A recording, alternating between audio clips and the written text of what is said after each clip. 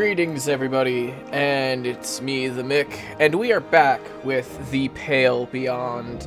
I know it's been a super long time since I've played this game, so forgive me if I forget the voices, because I will.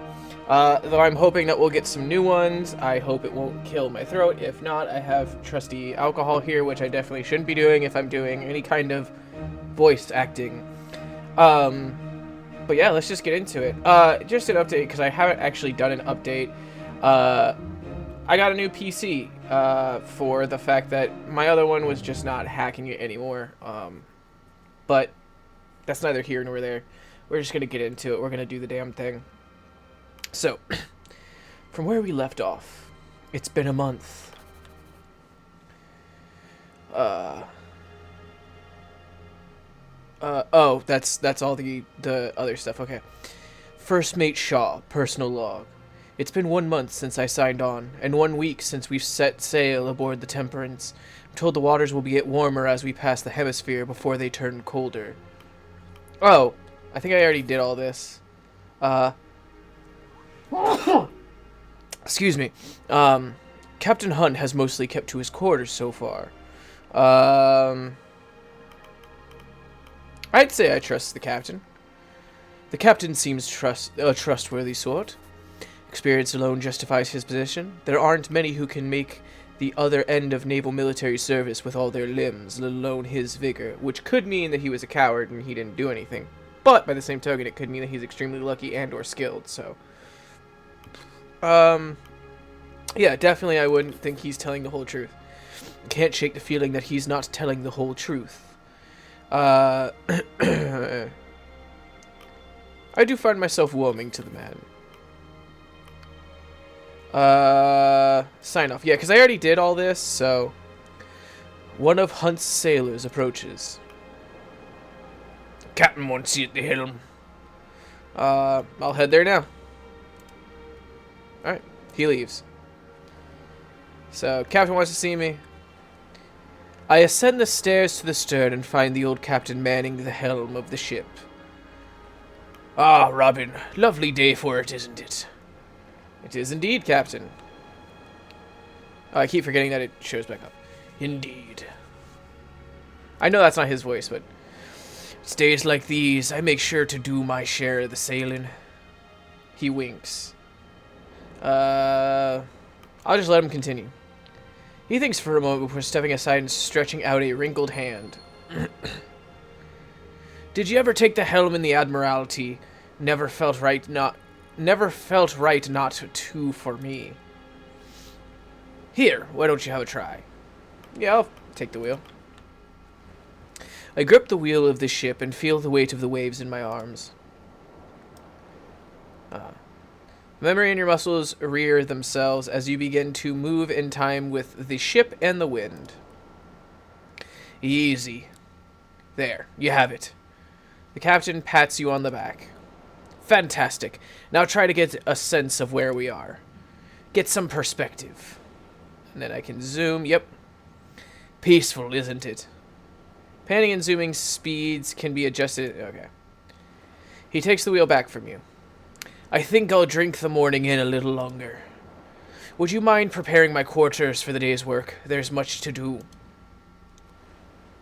I didn't reckon that would be my job, but forecastle. Forecastle doors appear to be locked. Why are the forecastle doors locked? That doesn't seem... Okay. So. Take requests. A tub. A painting. The desk. So hold on, let's do this. Classical painting depicting sailors doing battle with the Kraken. Or with a Kraken. Apparently there's more than one. Mutwash. An old folk story known to all Captain Seamus. Or was it Hamish? Okay. A tub. A pristine, furnished tub secured to the floor. A luxury to be had on the ice.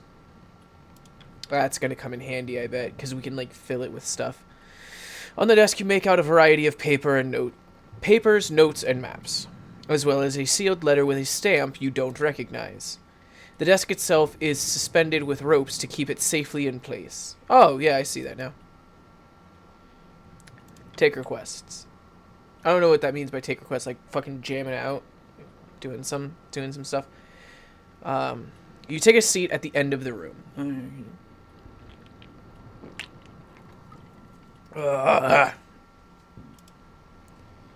The captain joins you.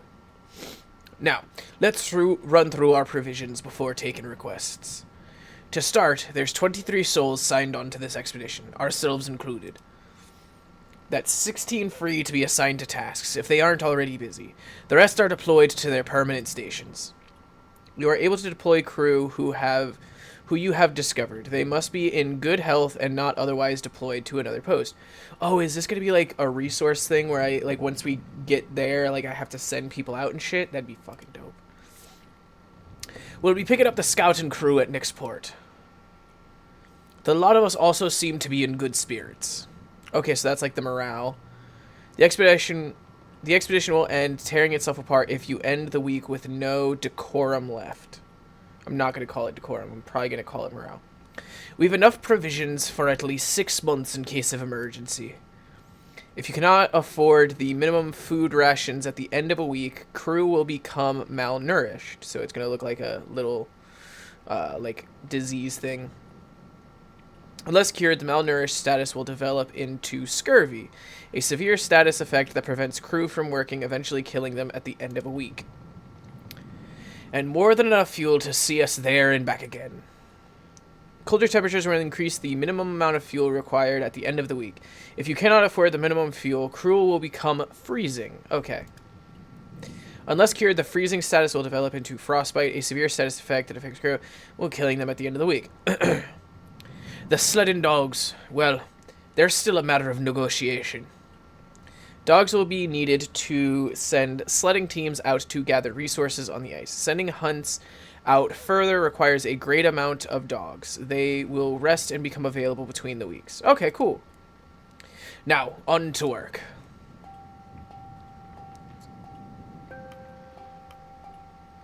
Well, he showed up first, so. A sailor enters. We found a stowaway in the lower hold. Bring them in. Alright. Another sailor enters, leading a young man by their side. You know, you're not the first stowaway I've had. The captain studies them further. You know where we're heading, don't you? I do, sir. The ice. Did you know that before you climbed inside that crate? I did, sir. Ha! How old are you? You're hardly a useful pair of hands. Not true. I could pull my weight, sir.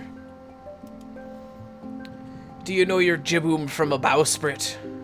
I do. I learned it all from me da. Your da? He is Wald's son. Followed him on board back in the city. What should we do with him, Captain? Well, Shaw? Hunt eyes you up. Your first mate, what should we do with him? So here's the problem with shit like this. Is clearly he's got the getup from the outside appearance. He seems younger. Like that's the appearance they're giving. Is like he's much younger and much less experienced than the other crew members. So he could be a detriment. But I'm also thinking of it from the perspective of like he's a stowaway, so he's kind of shite, so he should be punished for that. I don't know, like, because that's such a weird decision that, like, there's no, like, right answer at this moment, which I know I'm going to fail this and figure out the right answer. I hope this game doesn't have, like, right and wrong answers, but what I'm going to do is I'm going to flip my coin, and heads, they stay, tails, they get booted off. And we'll go from there. So tails. They're going off. Alright. He's not staying on board. He's not staying on board. Ditching when we make the next port. We don't need more mouths to feed. Drop them off at our next stop. Leave them with enough money to catch a boat back to the city. No, I think throwing them overboard is a little intense. And the thing is, like, they knew they were where we were going and still decided to be a stowaway. So, we'll leave them with some money. I didn't think it pertinent to bring any money to a frozen desert, did you? Best hope the boy's father has enough to keep him going. Two sailors dragged the stowaway boy back below deck, taking him to see if his father is in the crew cabins. Oh, his dad's on the boat. I didn't think about that. I didn't put that together because I'm stupid. And what of the father? Should we drop him off with the boy? You know what? I'm going to say that's for him to decide. Mainly because I made the fucky wucky. I did that. So I'm going to let the father decide whether or not to stay with his son. Because yes, are we potentially losing one crewmate? But by the same token, we're also... like, it's one crewmate. Realistically, we could hire just one. Or work well enough without the one because it's less mouths to feed, less weight on the ship, less things to do. So we'll let him decide. It's his son. That's for him to decide. Very well. Hopefully he doesn't care for the runt, and I'm not down a sailor. Well, that metal's sorted. And then Cordell. Why does she have a dog but we have 0 dogs? Whatever. Have you agreed to my conditions? To the point, eh? Shaw, this is Lady Cordell. Cordell here is to provide us with the kennel of hounds for the sleds. And our agreement was that she would train them up until we part ways at the nearest island. But you neglected to inform me that you were bringing my dogs through the Pale Passage. I had no intention of sending the pack to its death. I don't know why I made her Irish. You seem to have good faith in this expedition. It's one thing to ask from a whole kennel. It's another to drag them into the ice to chase a myth. Never before has a buyer been so dishonest. And never before has a seller made such strong demands. And what exactly are these demands? I don't give a fuck what your status is. You fucking breed dogs. She demands we allow her to come along on the expedition. As a member of the crew. None of this ship have experience and familiarity with these dogs that I possess. If you are taking them to such a brutal location, they will need me to guide them if they have any chance of survival. The humans on board too, of course. Of course. You can see my dilemma, Shaw. Bringing on another member of the crew is a risk, but our hands may be tied. Your thoughts? Yeah, no, there's no harm in having an expert with dog sleds. It's like, yeah, it sucks that she's not a sailor, but like, we don't need a sailor once we get there. Like, because clearly it's like, we're gonna land, we're gonna fucking drop anchor, we're gonna do whatever, and we're gonna get to the island. I like how I'm doing all this shit off fucking camera. But at the end of the day, it's like, if we're going to this fucking place and we need the dogs, she's going to be an asset into keeping them alive and safe and well rested. And she's going to know the injuries and ailments and how far they can be pushed realistically. But yeah. Yeah, no. I don't see any harm in having an expert on the sled dogs. A good point, Shaw. He turns to her. This deal is already to your benefit. Do you have any on board with extensive training on the management and ruling of dogs? Your sleds are useless if you can't control the dogs efficiently enough to haul them. And I would like to ensure my dogs are treated properly. Taking care of your mutts then. Yeah, I will leave her with that, because if she's going to make that demand, I am going to kind of be a dick about it. Just be like, look, you better be as experienced as you say you are. Otherwise, there's no point in keeping you on. I know, I really shouldn't be doing this. It's just filling my tum-tum with. But, hope you're experienced as you claim, Cordell. Trust me, I am. I'll have a room prepared for you below deck. Max crew is now up to 24. No need. You'll find me in the forecastle with my dogs. She leaves. I hope I'm not making a mistake, Shaw. I made the fucking...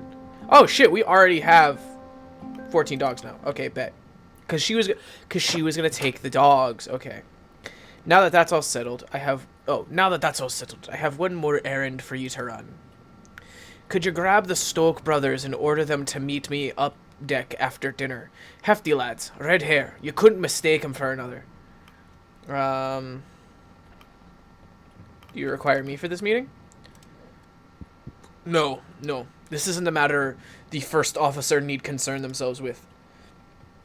They'll be down on the middle deck. In the meantime, you should grab a copy of the crew manifest and get acquainted with more of the crew. Sounds good to me.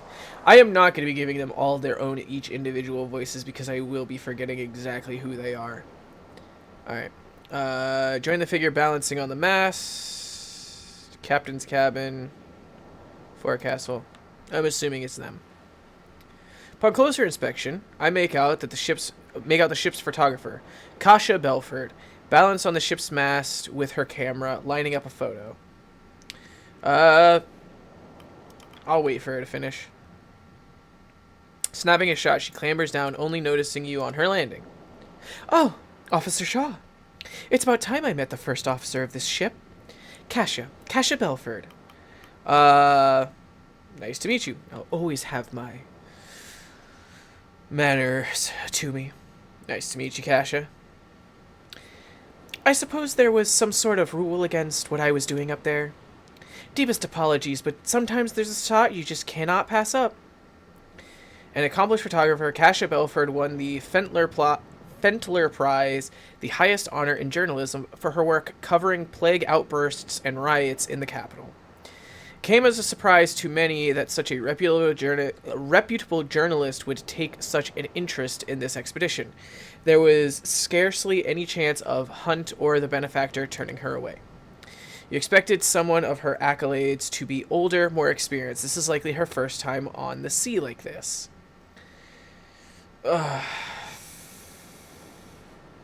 Part of me is like this, but part of me is like this. I don't think she's prepared for this, though. As a person who thought that he could realistically handle just about anything, like getting smacked in the face with something that life can throw at you, or just a fucking strange new environment, is something completely different. And it's like, doesn't mean you're not going to get through it, and it doesn't mean you're not going to get through it unscathed. It just means that you're not prepared for it, no matter how prepared you feel you are or how prepared you make yourself. And I think the recklessness kind of showed that, is like, I need the perfect photo, so she'll risk life and limb to get a photo, because she could have gotten hurt. The cold game. I picture that as a header. What? For the piece on this voyage, I'm trying to come up with a snappy name. Nobody will read it if the title sounds like the work of an amateur.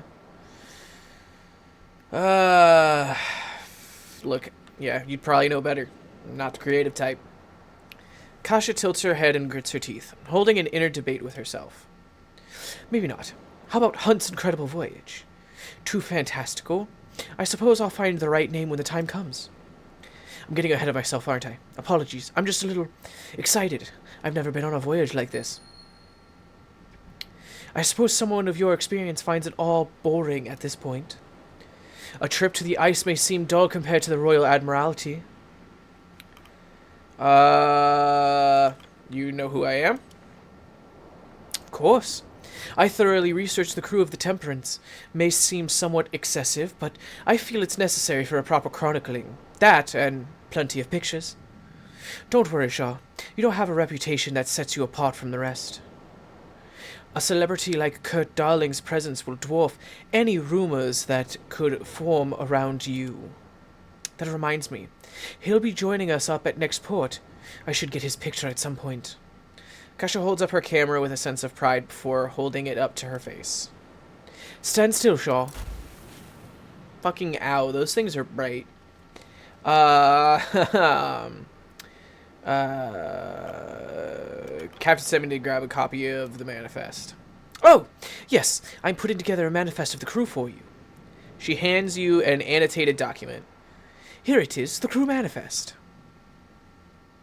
Okay, so I've met Joseph Jogren, I've met Amelia Corvid Sparrow, and I've met Killian Smurf Sanders. Okay.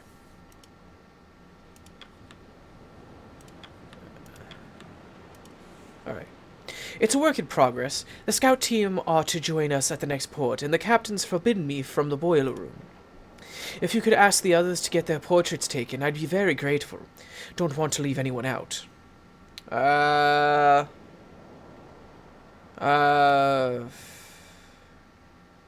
because I don't want to do that, because that'll just piss her off.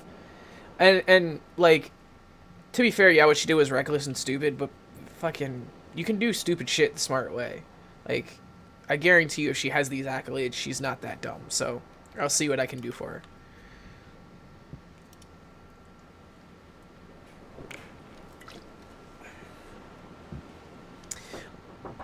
I'll not disturb you of your work any further, officer. Scoggin is knocking on my door, but he doesn't realize that I'm recording. I have a few more shots I want to get before the sun lowers. Anyhow, safe shots, officer. Don't worry. I leave her to her work. Alright, I need to find the brothers. Descend below deck. So they're in mid-deck. Why does it sound like a cow? Is this not mid-deck? Okay. Ah! The wee red-headed cunts. Oh, that dude looks way older than his little fucking avatar makes him look. Find yourself almost knocking over a man carrying a heavy pot. Careful, careful. You almost got drenched in broth.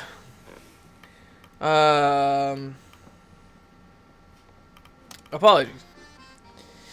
I'm in a rush on request for Hunt. From Hunt? Is there an issue with the ship? No, I just wanted me to find the,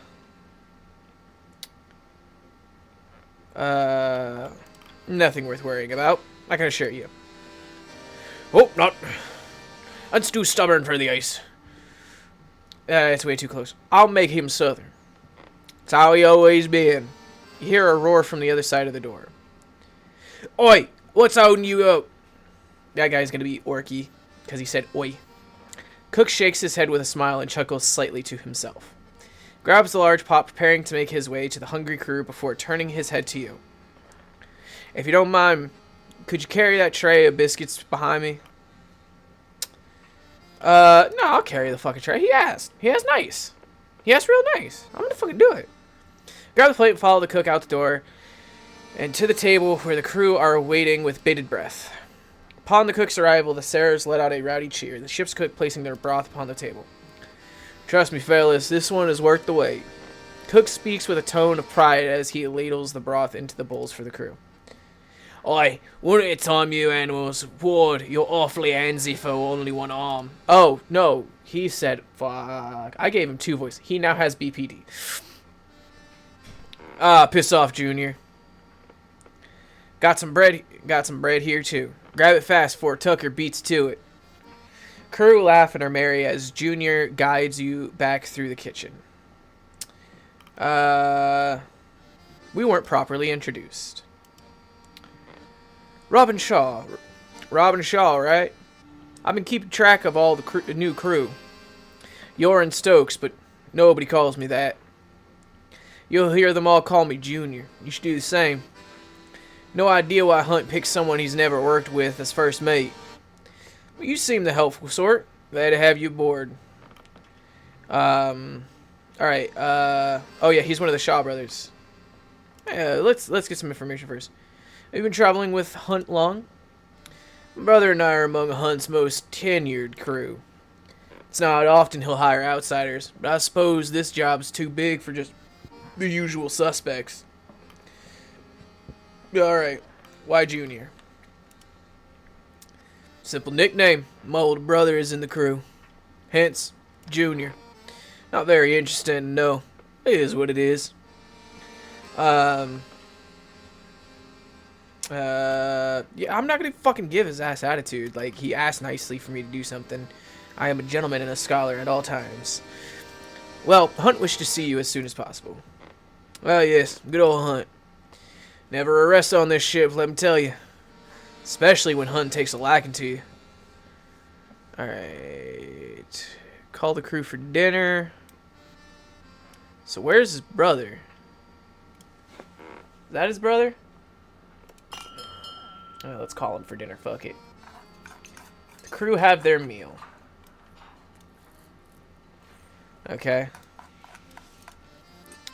Passes in relative silence. Oh, I don't think I wanted to do that. The crew return to their post. The hammocks are unfurled in preparation for the evening. Twilight falls. All right. Over dinner, you overhear the stowaway speaking with a one-armed man. You'll be dropped off at next port, then. Duh, you can talk to the captain into letting me stay, right? Can't talk Hunt into anything when his mind's made up. Besides, he's right. But I can help. You're lucky he didn't throw you overboard. When we make land, I'm making sure you catch a trip back home. I'll be back after this. Not soon enough. Okay. So, he's added. Is this Captain Hunt? You spot one of Templeton's science team pacing around the mid-deck, searching through some luggage that has been pulled from a cabin. Let me look in the light. Where was it now? He notices you. Ah, Officer Shaw, correct? Dwight Glossley. Apologies. I seem to have misplaced something while settling into the cabin. A bottle of wine, actually. Can't be hard. Perhaps one of the sailors took it. Goodness, I would hope not. My wife and I brought a bottle to celebrate with. To be saved for the journey back, of course. Well, if you find it, please let me know. Alright, enter cabin. I don't want to open my journal just yet. Ain't time for that. Ain't no time for diaries. Alright. As you look over the railing out to the ocean, a wisp of smoke flies past your face. Turn to examine and spot a sailor with a pipe in his mouth and a sheet of paper in his hand, overlooking the stirring waters. Looking at something? Any spare tobacco? I don't have a severe nicotine addiction. I have...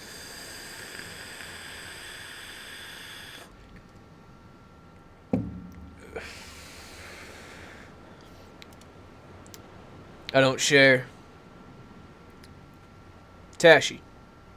After introducing himself, Tashi falls silent and begins to read the letter. Trying to draw conversation from him may be similar to extracting teeth. Vern Sheridan added to the manifest. So actually, yeah, let me... Oh, that's the science team. That's the engineers, scouts, sailors. So I got Vern, Tashi, Sheridan. I got Doug, Runstad, and Smurf, Corvid, and Joe. Alright. Do I have anybody else? Key items. Okay. Okay. Richard Templeton. Junior Stoke. Oh, that's me. So my thing is scratched out. Kasha. Oh, they're all deployed, so they're all doing stuff. Science, I only got Mr. Gloss. No engineers, no scouts. Okay. Okay. Templeton. Spot Templeton looking out into the sunset. As you approach, he turns to you and nods. Ah, Officer Shaw. It will be some time before we see a sunset such as this again. The light distribution towards the South Pole is quite the change. I noticed you weren't at dinner with the others. I prefer to eat in solitude. I have my own cabin and I make use of it. Templeton keeps his focus on the reflection of the setting sun over the stirring waters of the ocean. There is great expectation upon us, officer. Yeah, from who? That is not for you to know. Not yet. Templeton looks down, catching his reflection in the ocean surface. He looks back up at the sunset. Quite the sight, but I wouldn't linger upon it too long. We shouldn't retire for the evening. It's important that the first officer be well rested to advance to the next week. Oh, okay. So... Oh, so that's just straight up the whole next week. Oh,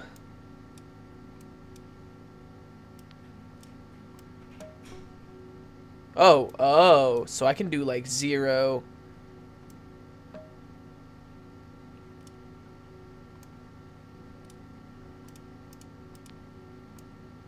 So let's... Oh, okay, so I see how it is. So, like, food rations per crew member this week. Normal. So, yeah, let's go normal for now. Confirm rations. Okay. Okay, I see how it is. Runt leaves the expedition at Orca Island. The ship makes its last port at... Oh, fuck. Oh, shit. I should not have done that. That was a bad, big fucky-wucky.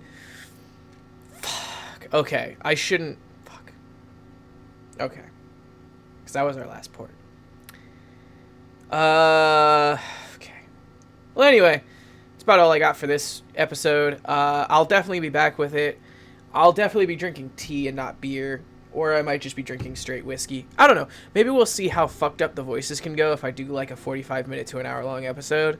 But thank you all so much for watching. If you liked this video, please like it. If you like this series, please let me know by either liking it or leaving it in the comments below. Share with your friends, family, all that good stuff. And subscribe for more of this stuff. I'll catch y'all in the next one.